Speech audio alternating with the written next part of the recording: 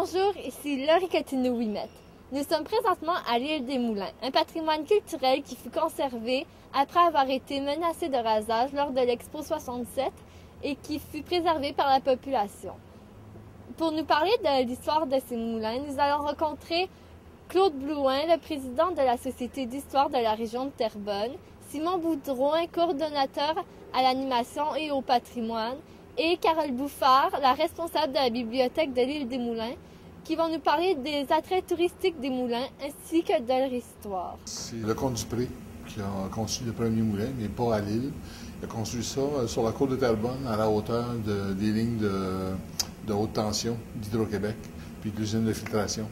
Mais ce moulin-là n'est pas resté longtemps en activité, puisque le seigneur Lepage, qui achète la seigneurie en 1720, va passer un contrat de construction pour un moulin ici, entre l'île et la terre ferme, pour utiliser la force du courant.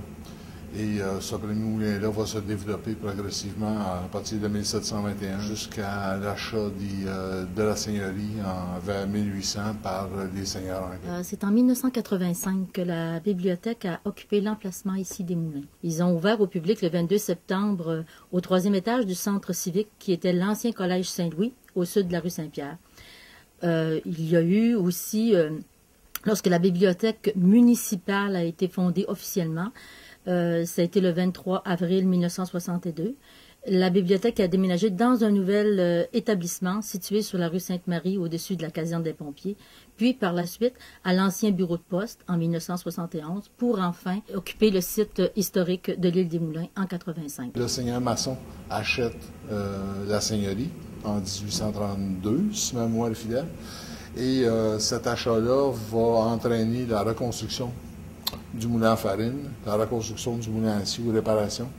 Et après son décès, en 1847, Mme Masson va entreprendre la construction d'autres moulins sur l'île.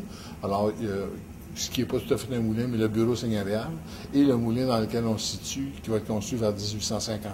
Alors, c'est le dernier édifice qui va être construit sur l'île, avec une fonction industrielle. Ici, on fabriquait des étoffes.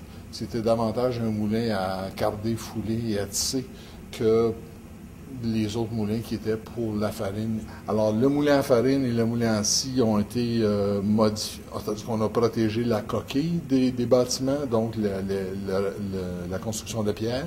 Et à l'intérieur, on a aménagé la bibliothèque municipale, qui va être un des principaux édifices du réseau des bibliothèques de Terrebonne.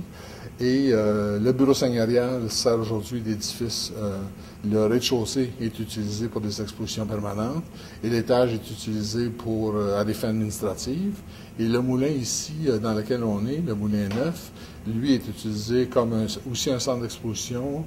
Il y a le Moulinet, qui est une petite salle de spectacle. Et à l'étage, c'est la ville de Terrebonne qui l'utilise pour les organismes communautaires. C'est sûr qu'on a des événements comme le Festival des vins, la Fête des voyageurs, qui est un événement à caractère historique. Mais on a aussi des activités vraiment centrées sur le patrimoine, sur l'histoire. En fait, ça se divise en 3 temps.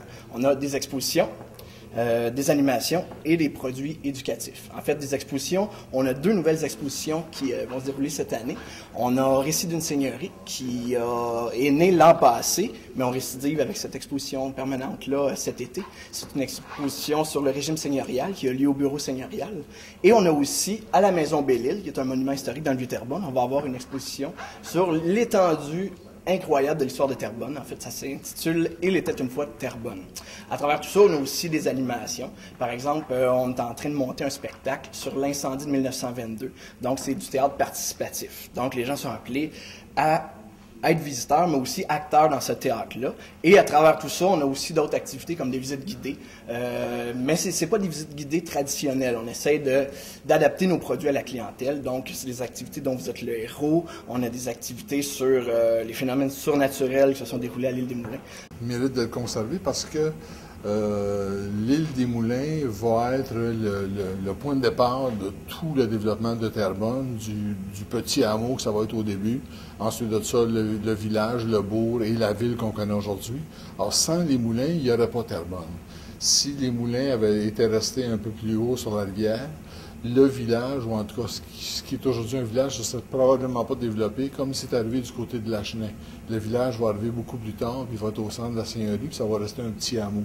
Tandis que Terrebonne, avec l'importance des moulins à farine, surtout après 1720, va se développer et devenir un bourg important. Important jusque vers les années 1830, où va commencer une espèce de stagnation là, au plan économique. Alors, c'est d'où l'importance de conserver ces moulins-là. Ici, on a comme la dualité. On est à la fois un parc ouvert à tout le monde et on est à la fois un site historique. Donc, il y a des gens qui vont débarquer. Ce qu'ils veulent, ils veulent prendre des photos des bâtiments parce qu'ils trouvent les bâtiments incroyablement beaux. Il y a d'autres gens qui vont débarquer parce qu'ils veulent faire l'activité Les Morts nous ont compté. Ils veulent avoir peur, ils veulent se divertir. Et il y a d'autres personnes qui vont venir pique-niquer tout simplement. Nous pouvons donc dire que l'île des Moulins se distingue des autres lieux touristiques. Nos rencontres avec Claude Blouin, Simon Boudreau et Carole Bouffard nous ont permis d'en savoir un peu plus sur les attraits touristiques ainsi que l'histoire des lieux. C'était Laurie Cottineau-Ouimet pour Carnivore.tv. Notre chroniqueur Vanessa Gagnon nous présentera le volet littérature du Théâtre du Vieux-Terrebonne qui reçoit chaque année plusieurs auteurs québécois comme Fred Pellerin qui est affilié avec la SODEC.